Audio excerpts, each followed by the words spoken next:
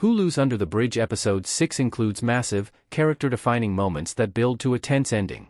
Throughout the true crime TV series, the mentalities of Rena Verk's killers are explored in depth.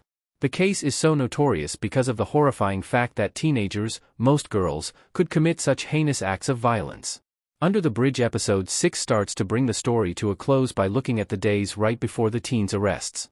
Kelly and Josephine have decided they must do something about Dusty since she's having a breakdown about Rena's death. Warren Glowacz struggles to figure out what to do since he has no emotional support and is hating himself for committing murder. Rebecca Godfrey continues to nurture Warren, hiding him from the police. She also pushes Cam not to arrest Warren because she believes they will scapegoat him rather than point the finger at everyone involved. This leads to the pinnacle moment where the Shoreline Six, Kelly Ellard, and Warren Glowacz are arrested for murder.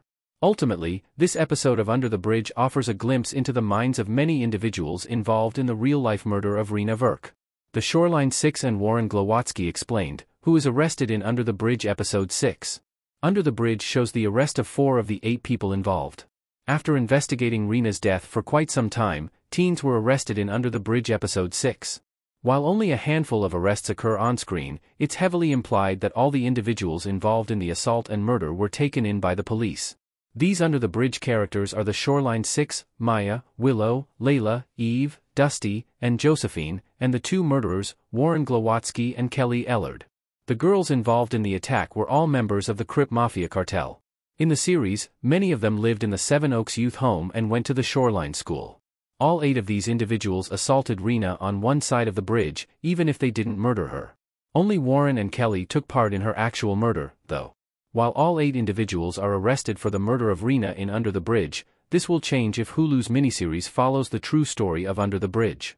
In real life, the Shoreline Six had all murder charges dropped and the charges for aggravated assault were downgraded to assault causing bodily harm. On the other hand, Warren Glowacz and Kelly Ellard's murder charges will undoubtedly stay in place considering that aligns with what really happened. Why Warren turns himself in at the school dance. Warren believes life in jail is better than his current predicament. Warren turns himself in at the dance in Under the Bridge. In Under the Bridge Episode 6, Warren Glowacz goes to the school dance knowing the police are likely waiting for him. He also doesn't put up a fight, turning himself in when asked his name. The most simple reason why he goes to the dance and turns himself in is because of his love for Samara. He doesn't want to disappoint her by standing her up, and he just wants to see her. However, there are much deeper reasons why Warren turns himself at the school dance that the Hulu miniseries never explicitly states. Throughout Under the Bridge, Warren shows remorse and regret for killing Rena with Kelly. He doesn't even seem to understand why he did it. When he confesses to Samara about the 187 at the end of Under the Bridge Episode 3, he's on his knees looking broken.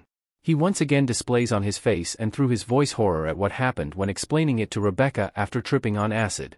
His sorrow and remorse for his actions likely have a large role in him turning himself in at the dance.